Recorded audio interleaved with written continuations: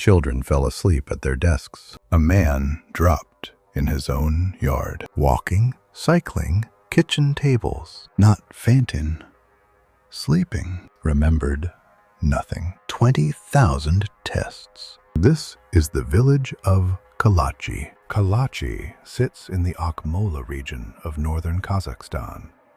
Flat steppe in every direction, low houses, dirt roads. A few hundred people, farmers, families, a school, the kind of place that never makes the news. Its residents were mostly ethnic Russians and Germans, about 800 people. In March 2013, the first case was recorded. Over the next 2 years, more than 140 people would be affected.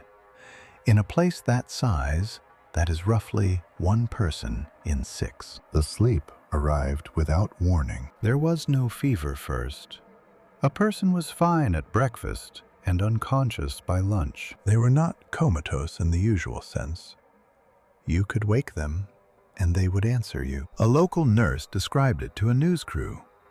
They could speak, they could reply, and the moment you stopped asking, they just want to sleep, sleep, sleep. Then they would go back under. Some people were struck once. Others were struck more than half a dozen times over the 2 years. And it did not spread the way an illness spreads. Nothing passing from one household to the next. Waking up was worse than the sleep. Survivors reported crushing headaches, dizziness, nausea, weakness that lasted for weeks. Memory loss, not just of the time they were asleep, but of the hours before it. Some behaved as though they were drunk. Some hallucinated. 2 boys in the village told a Russian newspaper what they had seen. One described winged horses, one described snakes in his bed and worms eating his hands. Children were among the worst affected, and it was not only people. One resident's cat became frantic one evening, then fell asleep and snored through until the following lunchtime. Nothing could rouse him, not even food. That detail matters more than it sounds. It is very difficult for an animal to imagine a symptom. The first theory was counterfeit vodka. It did not survive contact with the children, so the doctors escalated. A commission set up by the Prime Minister's office took over. They tested the air, they tested the soil, the water, the food, the building materials, the livestock. They tested the villagers themselves, more than 20,000 laboratory and clinical tests. They were looking hardest at one thing, and that test kept coming back clean. Surface radiation in Kalachi was normal. Measured again and again, normal. With no virus, no bacteria, no toxin, and no radiation. Encephalopathy of unknown origin. It was an official way of writing down that nobody knew. 2 years in, with no answer, a sleep specialist offered one to a Russian newspaper. Mass psychosis. A psychosomatic outbreak. A village making itself ill without meaning to. It is not an absurd suggestion. Psychogenic illness is real.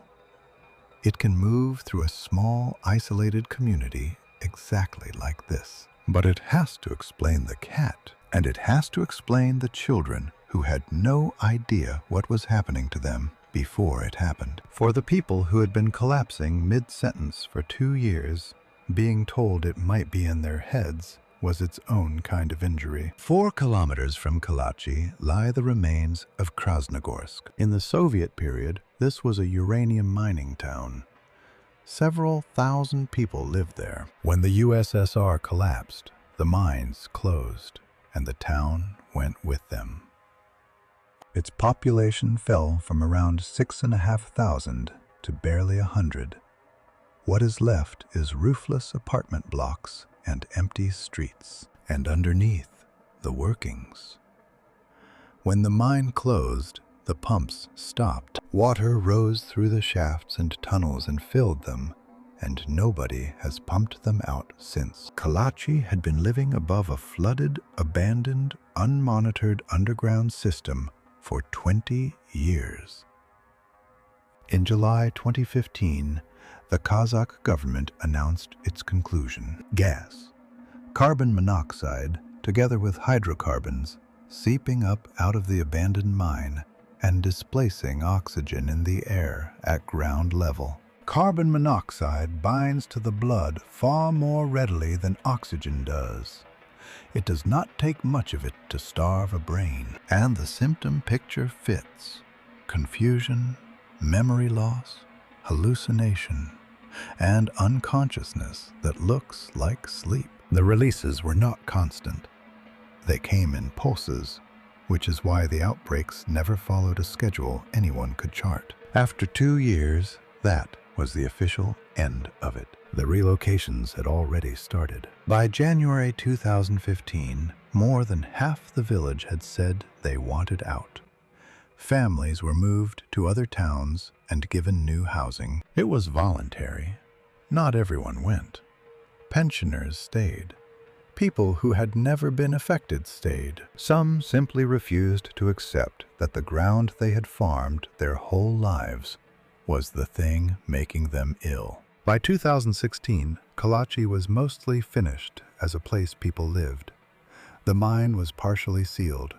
The episodes stopped, but only once there was almost nobody left to have them. The gas explanation is the best supported one, and there is no serious rival to it. But it was not accepted universally, and the objection is a real one.